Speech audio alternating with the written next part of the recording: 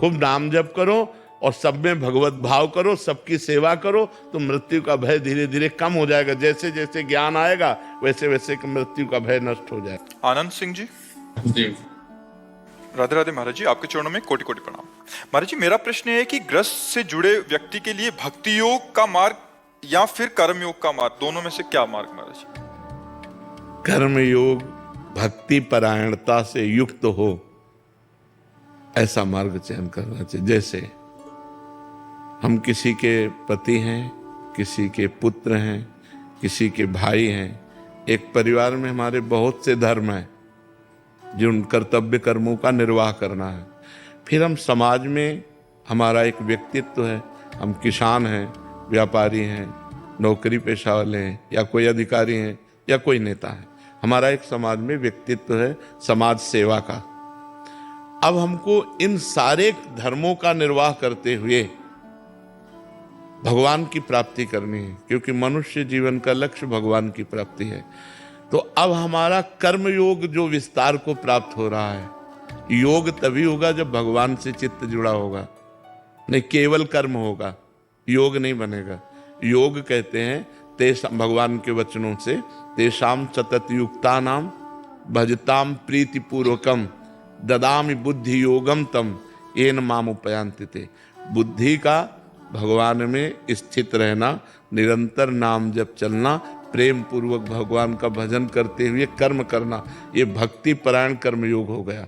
हर कर्म को भगवान को समर्पित कर देना। जैसे माँ में भगवान को देखा, पिता में भगवान को देखा, पूज्य जनों में भगवान को देखा, उनकी सेवा की और उस सेवा कर्म को भगवान में समर्पित कर दिया। अब ये कर्म योग बन गया। अब ये भाव से किया गया कि भगवान मेरे माँ रूप में, मेरे पिता रूप में, मेरे परिवार रूप में, मेरे समाज रूप में, विश्व रूप में। हम उसको एक से शुरू करते हैं और अनेक तक ले जाते हैं और अनेक को एक में स्थित करके मुक्त हो जाते हैं। एक से शुरू करते हैं, माँ पिता भगवान गुरु, जहाँ भी गुरु साक्षात परब्रह्म, अब उसको अनेक में ले जाना है हमको। अखंड मंडलाकारम व्याप्तमेन चराचरम तत्पदम दर्शितमेन तस्मै श्री गुरुवे नमः। शुरू किया एक से और उसको फैला दिया पूरे विश्व में, और फिर फैलाकर एक में स्थित हो गए कि सब जगह एक ही, सर्वम खलमिदम ब्रह्म। अब वो मोक्ष को प्राप्त हो गया।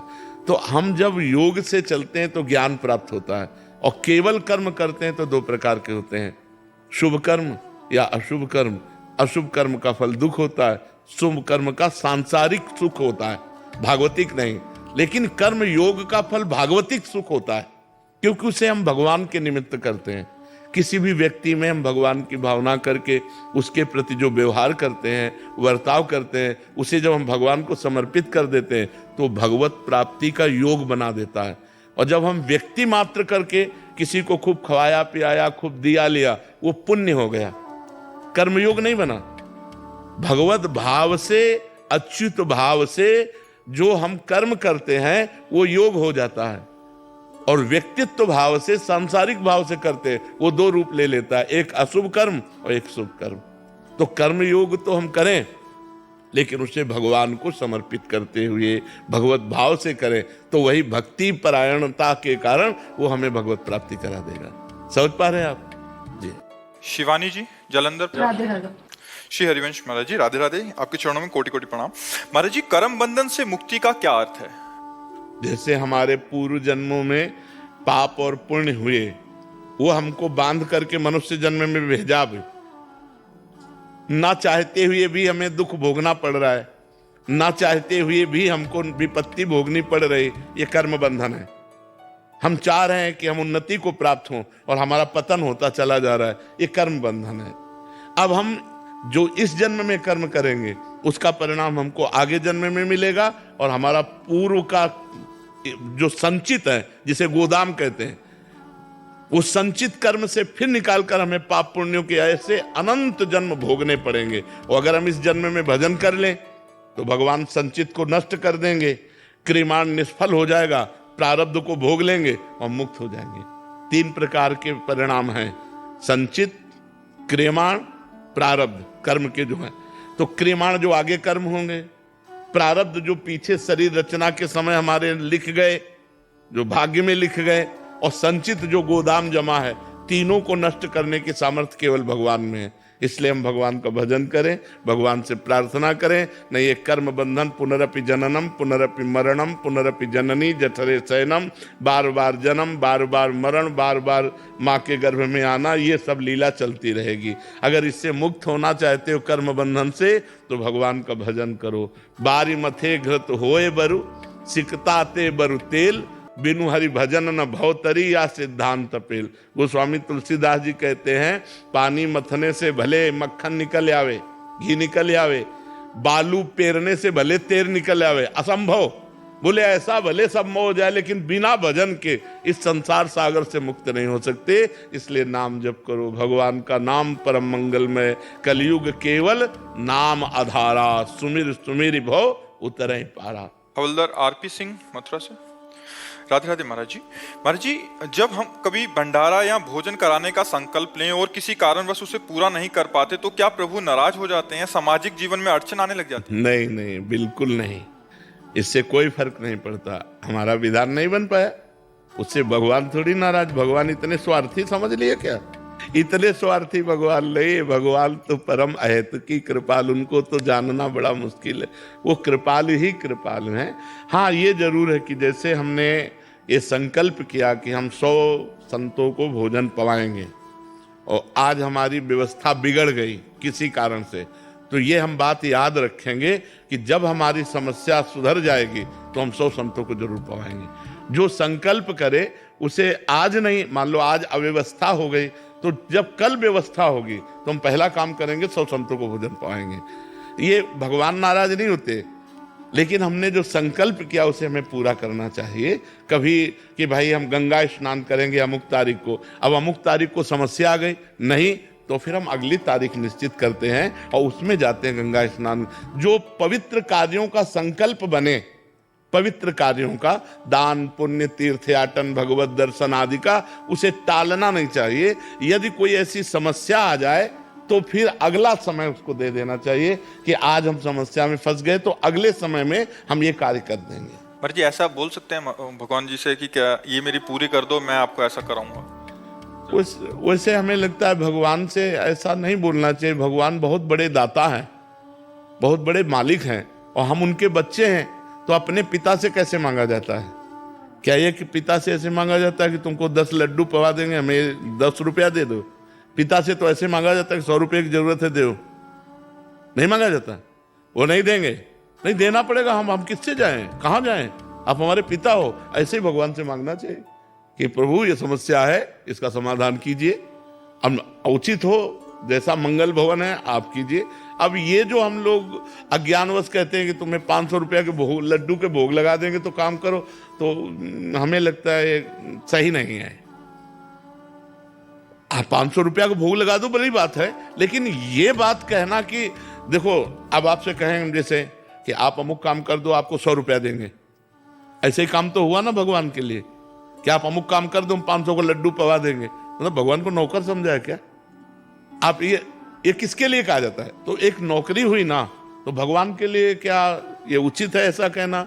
अनंत ब्रह्मांडों का भरण पोषण कर रहे हैं, अरे उनसे सीधे मांगो कि हमारी ये समस्या, इसका समाधान करो। आपके सिवा कोई स्वामी नहीं है हमारा, आप जगत के मालिक हो। और इसके बाद भोग लगाना, ये बिना कहे भोग लगाओ। ठाकुर जी हैं, अपने प्रभु हैं, लेकिन मांगो तो पिता की तरह मांगो उनसे, जैसे पुत्र पिता से मांगता है ना, अधिकार पूर्वक कि आपको ये काम पूरा करना है प्रभु, क्योंकि आप स्वामी हो, जगत के स्वामी हो, हम आपके बच्चे समस्या में फंसे हैं।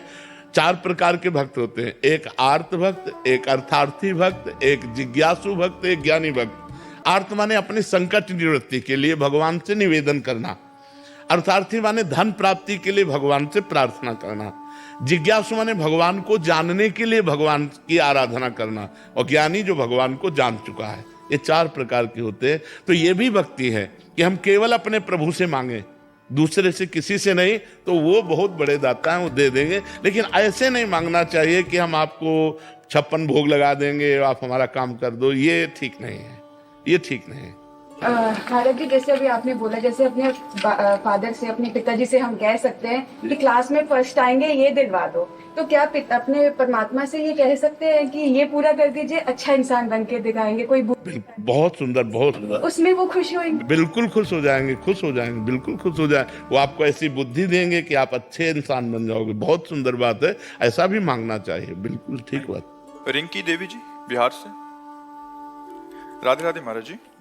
महाराज जी, आत्मज्ञान, आत्म साक्षात्कार क्या है? आत्म साक्षात्कार के बाद भी जीव क्या इस संसार में मोह माया में फंस सकता है? अगर हाँ तो क्यों? नहीं, स्थूल शरीर, सूक्ष्म शरीर, कारण शरीर, तीनों को जो प्रकाशित करता है उसे आत्मा कहते हैं। वो भगवान का स्वरूप है। आत्मबोध हो जाने के बाद नहीं स्वात्मा रामम विषय मृग तृष्णाम भ्रमयति। आत्मा राम पुरुष कभी मोह माया में फिर नहीं फंसता। जैसे जगा हुआ पुरुष कभी स्वप्न के पदार्थों का लालच नहीं करता, क्योंकि उसे पता है वो सब झूठा है। जब तक सोया हुआ स्वप्न में नाना प्रकार के दुख सुख भोग देख रहा है उसे सत्य भास रहा है, लेकिन जब जग जाता है तो स्वप्न सब झूठा नजर आता है। ऐसे ही जब आत्मज्ञान हो जाता है तो मोह माया सब झूठी नजर आती है, इसलिए वो उसमें कभी नहीं फंसता। नहीं स्वात्मा रामम विषय मृग तृष्णाम भ्रमयति। आत्मज्ञान बहुत कठिन है, क्योंकि हम शरीर में फंसे हुए हैं। तो हम अपने को स्त्री मानते हैं, अपने को पुरुष मानते हैं। केवल बातें हम आत्मज्ञान की कर लें, लेकिन जब भूख लगेगी तो मुझे लगेगी, पीड़ा होगी तो मुझे लगेगी, क्रोध आएगा तो मुझे आएगा। यही अज्ञान है, जबकि ये मुझे कभी नहीं होता। मैं इससे बिल्कुल निर्लिप्त निर्विकार हूं। पर शरीर में आने के कारण, शरीर में अहम होने के कारण, शरीर में ममता होने के कारण ये सारे विकार मुझ में है ऐसा भासता है नहीं। यही ज्ञान हो जाए तो बात बन जाए। इसी ज्ञान प्राप्ति के लिए सतमार्ग है, अध्यात्म मार्ग है। खूब भगवान का नाम जप करो, शास्त्रों का स्वाध्याय करो, संतों का संग करो, परोपकार करो, ज्ञान हो जाएगा। अगर ये सब नहीं है तो फिर गंदी बातें करने वाला, गंदे आचरण करने वाला, वो ज्ञान की बातें भले बघार ले, लेकिन उसके जीवन में कभी आत्मबोध नहीं होगा, आत्मानंद का अनुभव नहीं होगा। आत्मानंद का अनुभव नहीं होगा तो विषयानंद में ही भ्रमण करेगा वो। तो इसलिए आत्माराम पुरुष कभी माया में भ्रमित नहीं होता। संदीप कुमार जी प्रयागराज से। राधे राधे महाराज जी, दंडवत प्रणाम। गुरुदेव भगवान, कृपया मुझ अधम पर कृपा करें। महाराज जी, पर कृपा क्या होती है, ये कैसे मिलती है, किसको प्राप्त होती है? क्या कृपा पाने के लिए कुछ करना पड़ता है? कृपा का कोई ऐसा विधान नहीं, वो किसी पर भी हो सकती। कृपा का तात्पर्य होता है कि हम उसके अधिकारी नहीं हैं, हमारे में लायकात नहीं है, पर हमको उठा दिया गया।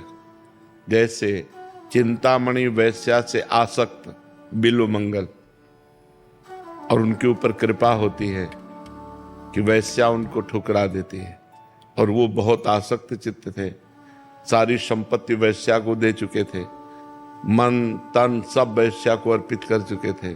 अब उनके पास कुछ नहीं था। जब कुछ नहीं था तो उसने ठुकरा दिया, निकाल दिया। अब जब निकाल दिया तो एक ही रास्ता, जब किसी को कोई रास्ता नहीं मिलता ना, तब एक रास्ता दिखाई देता है, भगवान। अब ये कृपा हुई, देखो कहाँ वैश्यागामी, कहाँ गंदे आचरण में आसक्त, और कहाँ भगवान की अहेतुकी कृपा हुई कि वो बिल्व मंगलाचार्य हो गए, वृंदावन आ गए, भगवान के प्रेम में डूब गए, भगवान का साक्षात्कार हुआ। बड़ा चरित्र है बिल्व मंगल जी का, उन्होंने अपनी आंखें फोड़ ली थी। तो भगवान की जो कृपा होती है वो अहेतुकी होती है। अहेतुकी का मतलब आपके किसी गुणों से आप पर वो रीझ कर कृपा करे, ऐसा नहीं। अहेतुकी, पता नहीं किस पर कब कृपा हो जाए, न जाने कौन से गुण पर दया निधि रीझ जाते हैं, कब किस पर कृपा हो जाए और वो उठे कर का अध्यात्म का पथिक बन जाए, ये बताया नहीं जा सकता। बड़े बड़े साधन करने वाले, तपस्या करने वाले जो लाभ नहीं ले सके, वो पतितों के ऊपर कृपा हो गई, वो महान बन गए। पतितों के ऊपर कृपा हो गई। कब कृपा किस पर हो जाए इसका कोई विधान नहीं है, कभी किसी पर भी हो सकती है। इसीलिए हम कृपा की भीख मांगते रहते हैं भगवान से कि हम पर कृपा कर दो। भगवान की कृपा हो जाए तो देर न लगे, सब काम क्रोध मिट जाए, कामनाएं नष्ट हो जाए, कामनाओं की पूर्ति हो जाए। तो कृपा एक आदमी को जमीन से उठाकर आसमान पे बैठा सकती है।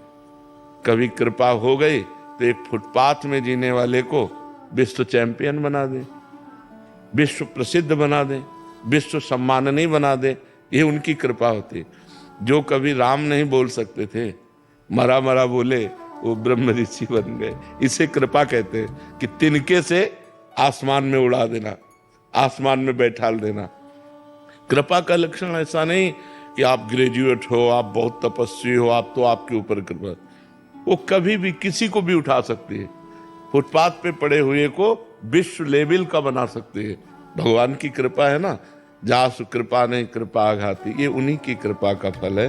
तो कृपा कब किस पर कहाँ होती, उसी मालिक का खेल है जो एक तिनके से बादशाह बना दे, जो मसकई करें बिरंची अज अजय मसकते हीन, जो ब्रह्मा को मच्छर बना दे, मच्छर को ब्रह्मा बना दे, जो चेतन का जड़ करई जड़ई करई चैतन्य, अस समर्थ रघुनाथ है भजय जीव ते धन्य। जो जड़ को चेतन बना दे, चेतन को जड़ बना दे, उसका खेल ऐसा है। और इसीलिए तो कहते हैं उनकी शरण में आ जाओ। आज हम विपत्ति में हैं, आज समस्याओं से घिरे हैं, तो कल जब उनकी कृपा हो जाएगी तो हर समस्या धूल दूसरित हो जाएगी। कृपा की चाह करने पर कृपा मिल सकती है प्रभु? किसकी कृपा की चाह करने पर? कृपा की चाह करे या ना करे, कृपा की चाह करे ना करे, भरोसा भगवान का हो जाए, अंदर की बात है। भरोसा भगवान, हम किसी भी स्थिति में रहे हो तो हम अपने को भगवान से जुड़े पाया है। ठीक है यार, कोई बात नहीं, जैसे भगवान रखें, भगवान से कभी अलग नहीं। हर स्थिति में भगवान से जुड़े रहना तो कृपा उतर जाएगी। मन और वचन और कर्म से भगवान का होके कि कुछ भी हो। जैसे बचपन से घर से निकले थे 13 वर्ष की अवस्था से, तो सोचो पूरा जीवन हो गया। क्या 13 वर्ष की अवस्था होती थी, कितना जीवन कष्टमय रहा, गंगा किनारे और सब है, लेकिन भगवान से कभी अलग नहीं हुए। कभी ये महसूस नहीं हुआ कि हम अनाथ हैं, हमें महसूस भगवान मेरे साथ है, भगवान के लिए जीवन है। तो कृपा की चाह तो सब लोग करते हैं। कृपा की चाह कौन नहीं करता कि भगवान हम पर कृपा करे, हमारा काम बन जाए, सब लोग चाहते हैं। लेकिन विश्वास भगवान पर, केवल भगवान पर विश्वास। मेरे तो गिरधर गोपाल दूसरो न कोई। जब ये बात आ जाती है कि भगवान के सिवा मेरा कोई नहीं, उसी समय कृपा उतरती है। जैसे द्रौपदी जी को जब तक अपना बल रहा, पांडवों का बल रहा, तब तो जब भगवान के एक भरोसा किया तो भगवान वस्त्र बन गए, हो गई कृपा। अब वस्त्र ही अपार वस्त्र खींचते खींचते वो हार गया, लेकिन यहां से दुपट्टा नहीं हटा। जब गजराज को लगा कि अब कोई साथ देने वाला नहीं, केवल भगवान का भरोसा, कृपा हो गई, भगवान तुरंत प्रकट हुए, ग्राह को मार दिया, गजेंद्र को बाहर कर दिया। तो एक भरोसा जब भगवान पर हो, एक भरोसो एक बल एक आस विश्वास, तब कृपा का स्वरूप प्रकट होता है। जैसे बिल्वमंगल जी के लिए तो अब चिंतामणि सबने ठुकरा दिया, उसी से प्यार करते थे, उसी को जीवन दे दिए थे, अब कोई नहीं, तो भरोसा भगवान का जागृत हुआ, कृपा हो गई। जब एक भरोसा भगवान का होता है तब कृपा आ जाती है। अभी हमारा मन भगवान पर पूर्ण आश्रित नहीं है। जहां आश्रित हुआ तो कृपा संभाल लेती है, फिर कृपा संभाल लेती है। साहिल बहल जी, राधा वल्लभ श्री हरिवंश। श्री हरिवंश महाराज जी। महाराज जी, जब श्री जी की कृपा से वृंदावन आते हैं तो अंदर से विचार आता है कि सबसे पहले गुरुदेव के दर्शन करें फिर कहीं मंदिर जाएं। महाराज जी, ऐसा आना कहीं अपराध के नहीं, अंतर्गत तो उत्तम बात है। सबसे पहले गुरु पूजा, फिर इष्ट पूजा। ध्यान मूलम गुरु मूर्ति, पूजा मूलम गुरु पदम, मंत्र मूलम गुरु वाक्यम, मोक्ष मूलम गुरु कृपा। देखो भगवान श्री राम हैं, जब वो धनुष तोड़ने के लिए उठे तो पहले गुरुदेव को प्रणाम किया, जब धनुष उठाया तो पहले गुरु प्रणाम मन ही मन कीन्हा। पहले तो हर कार्य के लिए स्वयं भगवान पहले कार्य क्या करते, गुरु को प्रणाम करते हैं। तो यदि हमारी ऐसी सद्भावना बन जाए कि हम धाम में इष्ट के दर्शन बाद में करेंगे, पहले गुरु के, तो ये सर्वश्रेष्ठ है। गुरु गोविंद दो खड़े, काकेला गोपाए तो बलिहारी गुरु आवले। महाराज जी, मैं हर किसी को कहता रहता हूँ कि श्री जी की बड़ी कृपा है मेरे पे, गुरु जी की बड़ी कृपा है मेरे पे, ये भी अभिमान होना सही नहीं। हाँ, ये तो अभिमान बना रहना चाहिए और ये बढ़ना चाहिए। अस अभिमान जाई जन भोरे, मैं सेवक रघुपति पति मोरे। मेरे स्वामी गोस्वामी तुलसीदास जी कह रहे, सिया राम है, मैं उनका दास हूँ। ये अभिमान प्रतिदिन बढ़ता चला जाए। ये भागवती का अभिमान कि वैसे तो मेरे में कोई सद्गुण नहीं, पर मेरे ऊपर गुरु कृपा है। कपिल राम जी, दादा वल्लभ सिंह। श्री हरिवंश महाराज जी। महाराज जी, कभी कभी अंदर विचार आता है कि क्या सदगुरुदेव भगवान अपने से दूर स्थित प्रत्येक अपने शिष्य को देख रहे होंगे। व्यवहार में बहुत कम अवसर मिलता है साधक को कि वो उनसे मिल पाए। तो देखो, ऐसे में गुरु और शिष्य गुरु का के संपर्क- दो स्वरूप है। एक है पांच भौतिक स्वरूप में विराजमान और एक है तत्व रूप से। जो तत्व रूप में है वो अखंड मंडलाकारम व्याप्तमेन चराचरम, वो तुम्हारे अंदर भी बैठा है, तुम्हारे अंदर की हर बात सुन रहा है। और जो पांच भौतिक स्वरूप में है वहां जाने पर ही देख पाओगे, बताने पर ही उत्तर मिल पाएगा। लेकिन जो अंदर बैठे हैं तो वो तुम्हारे साथ हैं, तुम्हारे हृदय में है। अखंड मंडलाकारम व्याप्तमेन चराचरम तत्पदम दर्शतमेन तस्मै श्री गुरुवे नमः। तो ये अखंड मंडलाकार जो व्याप्त जड़ चैतन्य में गुरुदेव हैं, उन्हीं को प्रधानता देनी चाहिए, क्योंकि वो हर समय आपके साथ है। ये शरीर तो आज है, कल नहीं रहेगा, लेकिन जो आपने मानस पटल पर अपने गुरुदेव बैठा लिए, वो तब तक रहेंगे जब तक आपका मोक्ष नहीं हो जाएगा, जब तक आपका कल्याण नहीं हो जाएगा। ये गुरुदेव तो कभी भी जा सकते हैं, लेकिन वो गुरुदेव कभी नहीं जा सकते जो आपने भावना में बैठा रखे हैं। मान लो आज आप सामने हो, लेकिन आप जब एकांत में होते हो तो भावना में आपके हैं ना गुरुदेव साथ, आप बातचीत भी कर सकते हो कि देखो महाराज जी अब हम चल रहे हैं, संभालना। तो अब अंदर बैठे हुए गुरुदेव से अपने हम बातचीत भी करते हैं और देखते हैं कि गुरुदेव ने उत्तर भी दे दिया, गुरुदेव हमें संभाल भी रहे हैं। तो वो गुरुदेव जो तत्व रूप से सब जगह विराजमान है, वो जान रहे हैं आपको, वो सुन रहे हैं, वो आपकी एक एक भाव देख रहे हैं और उसी का फल वो प्रदान करें। का स्थान माता पिता से ऊपर है क्या? हाँ, क्योंकि माता पिता संसार के शरीर को जन्म देने वाले हैं और गुरु शरीर के राग को मिटाकर भगवान से मिलाने वाला है। इसलिए माता पिता से भी बढ़कर के मातृ देवो भव, पितृ देवो भव, क्योंकि उन्होंने इस शरीर की रचना करने वाले परमात्मा के उसमें सहयोग हुआ, गर्भाधान किया, बालक प्रकट हुआ, उसका पालन पोषण किया। जब हम अज्ञानी थे तब उन्होंने हमारा पालन पोषण किया, इतना उनका संबंध है। लेकिन भगवान ने गर्भ में भी हमें बनाया, भगवान ने गर्भ में भी हमारी रक्षा की। तो भगवान है, भगवान के समान कोई नहीं। और उस भगवान को प्राप्ति कराने वाले गुरुदेव हैं, इसलिए भगवान से भी बढ़कर गुरुदेव है। और भगवान ने स्वयं कहा, सातो सम मोहिमय जग देखा और मोते अधिक संत कर लेखा। भगवान ने सबरी जी से कहा, और मोरे मन प्रभुवश विश्वासा, राम ते अधिक राम कर दासा, जाने वो संत अनंत समाना। भगवान को प्राप्त कराने के कारण गुरुदेव के समान गुरुदेव ही है, दूसरा कोई नहीं है। महाराज श्री जी कृपा करके जाने की बात ना कीजिए, हृदय बड़ा दुखता है, किसी बात को नहीं आप यार जो आया है सो जाएगा, क्या राजा रंग फकीर इसमें क्या डरना भाई, जो आया है सो जाएगा। क्या राजा रंग फकीर, चाहे वो भिखारी हो, चाहे वो साधु हो, चाहे राजा हो, यहाँ से तो जाना पड़ेगा। के लिए इतना समर्पित है, आपकी कृपा बल से ही हम आपसे इतना प्रेम। नहीं, हमारे बहुत प्यार है, हम समाज हमें बहुत प्यार दे रही है, हमारी बात मान रही है, गलत आचरणों से मुक्त होकर अच्छे आचरणों में चल रही है। हम धन्यवाद देते हैं नौजवानों का, समाज का, जो गंदे आचरणों का त्याग कर अच्छे आचरणों में चल रहे हैं। हमारा जीवन धन्य कर रहे हो, अपना तो जीवन धन्य कर ही रहे हो, हमारा भी जीवन धन्य कर रहे हो। आज आप लोग अच्छे आचरण कर रहे हो तो ये हमारी साधुता का फल हुआ, ये हमारे जीवन का फल हुआ कि हम अपने देश के लिए, हम अपनी समाज के लिए कुछ कर पाए। नहीं तो हम अकेले भजन करके मर जाते, मुक्त हो जाते, कौन जानता। ऐसे हजारों लाखों भाई गंदे आचरणों का त्याग कर अच्छे आचरणों पर चल रहे हैं, तो हमें भी शीतलता प्राप्त होती है कि भगवान ने इस योग्य बनाया कि हम समाज के काम आए। समाज वचन से ही सही, पर हम काम में तो आए, हमारी समाज का सुधार हो रहा है, हमारे देश में नौजवान लोग अच्छे आचरणों की तरफ चल रहे हैं। ये हम अपने जीवन को धन्य मानते हैं आपके कारण, आपके कारण। अगर आप सुधर रहे हो तो हम अपने को धन्य मानते हैं कि हमारी साधुता, हमारा भगवान के मार्ग में आना सार्थक हुआ कि समाज के हम काम आए।